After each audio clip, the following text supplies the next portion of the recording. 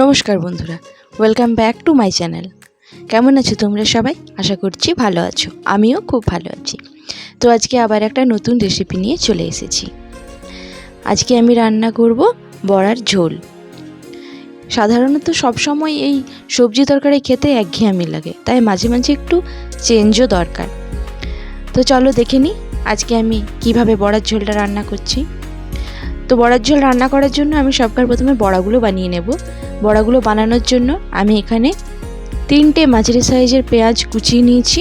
তার মধ্যে দিয়ে দিয়েছি বেসন পরিমাণ মতো, আর স্বাদ মতো নুন, আর একটুখানি হলুদ। হলুদটা যদিও অপশনাল, না চাইলে নাও দিতে পারো। তারপর আমি অল্প একটু একটু করে জল দিয়ে ভালো করে বেসনটাকে মেখে নিয়েছি। তো তোমরা দেখো বেসনটার ঘনত্ব কীরকম হয়েছে, আমি কতটা ঘনত্ব রেখেছি এর মধ্যে। এইভাবেই মাখবে, তাহলে কিন্তু বড়াগুলো খুব সুন্দর হবে। আর একটু আমি ফেটিয়ে নিয়েছি। আমি কিন্তু এর মধ্যে কোনো রকম বেকিং সোডা দিইনি। তো চলো এবারে বড়াগুলো ভেজে নেওয়া যাক। বড়াগুলো ভাজার জন্য আমি একটা কড়াইয়ে তেল গরম করে নিয়েছি। এরপর আমি অল্প একটু একটু করে বড়াগুলো কড়াইয়ের মধ্যে দিয়ে দেব। বড়াগুলো দেওয়ার সময় কিন্তু গ্যাসের ফ্লেমটাকে লো রাখতে হবে। এইভাবে এবারে একটা পাশ হয়ে গেলে অপর পাশটা উল্টে দিয়ে অপর পাশটাকেও ভালো করে ভেজে নেব। তো দেখো আমার বড়াগুলো ভাজা হয়ে গেছে, খুব সুন্দর একটা কালার এসছে। এরকম গোল্ডেন কালার হলেই হয়ে যাবে বড়াগুলো। তো এইভাবে আমি সব বড়াগুলোকেই ভেজে তুলে নিয়েছি। এবার আমি কড়াইয়ে যে বাকি তেলটা ছিল তার মধ্যেই সেদ্ধ করে রাখা একটা গোটা আলু কেটে দিয়ে দিয়েছি। আলুগুলো ভাজা হয়ে গেলে আবার ওই তেলের মধ্যে আরেকটুখানি আমি তেল দিয়েছিলাম। তার মধ্যে দিয়ে দিয়েছিলাম 5 ফোড়ন, একটা গোটা তেজপাতা, তারপর কুচনো পেঁয়াজ, আর দিয়ে দিয়েছি গ্রেট করে রাখা আদা। এইগুলোকে একটু ভালো করে লাল লাল করে ভেজে নেব। তারপর আমি এর মধ্যে একটুখানি টমেটো অ্যাড করেছি, আর দিয়ে দিয়েছি কুচনো রসুন।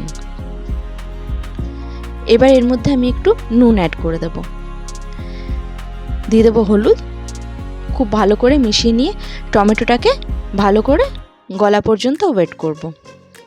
পেঁয়াজগুলো তো খুব ভালো করে ভাজা হয়ে গেছে, জাস্ট টমেটোটা গলে গেলেই হবে। তো টমেটোটা গলে গেছে আমার এখানে।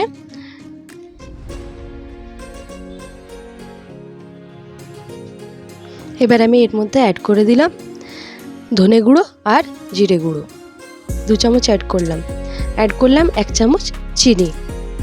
এবার এটার মধ্যে অল্প একটু জল দিলাম। এবার মশলাটাকে আর একটু কষিয়ে নেব।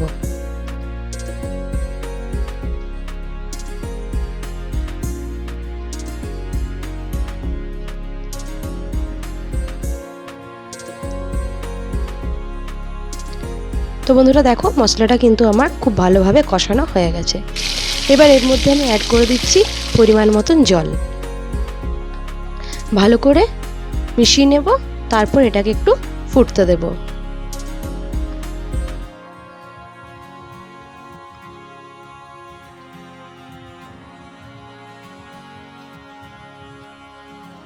তো বন্ধুরা আজকে যদি আমার এই ভিডিওটা তোমাদের ভালো লেগে থাকে অবশ্যই কিন্তু একটা লাইক করে দিও, আর কমেন্টে জানিও রেসিপিটা তোমাদের কেমন লাগলো।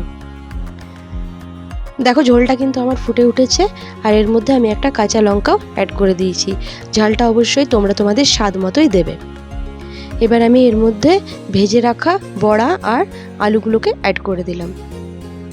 তো এইগুলো অ্যাড করার পর আমি আর এটাকে বেশিক্ষণ ফোটাবো না, জাস্ট ভালো করে নেড়ে চেড়ে মিশিয়ে নিলাম। এরপরে একবার ফুটে উঠেছে, খুব ভালো করে ফুটিয়ে নিচ্ছি। জাস্ট একটুখানি, খুব বেশিক্ষণ ফোটানোর প্রয়োজন নেই। আবারও ভালো করে মিশিয়ে নিচ্ছি।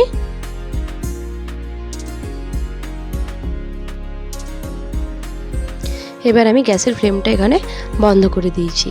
এবার এটাকে আমি ঢাকা দিয়ে দিলাম। 30 মিনিট পরে ফিরে আসছি। তো দেখো বন্ধুরা 30 মিনিট পর আমার কিন্তু বড়ার ঝোল পুরোপুরি রেডি হয়ে গেছে, আর ঠিক এরকমই দেখতে লাগছে।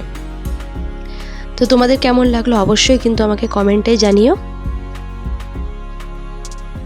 তো বন্ধুরা, যারা কিন্তু চ্যানেলে প্রথমবার এসছো, নতুন এসছো, তারা কিন্তু অবশ্যই চ্যানেলটাকে সাবস্ক্রাইব করে দিও আরও এরকম নতুন নতুন ভিডিও পাওয়ার জন্য। তো বন্ধুরা, আজকের মতন এখানেই টাটা। ভালো থেকো সবাই। ফিরে আসবো আবার কোনো রেসিপি নিয়ে। ততক্ষণের জন্য টাটা, ধন্যবাদ।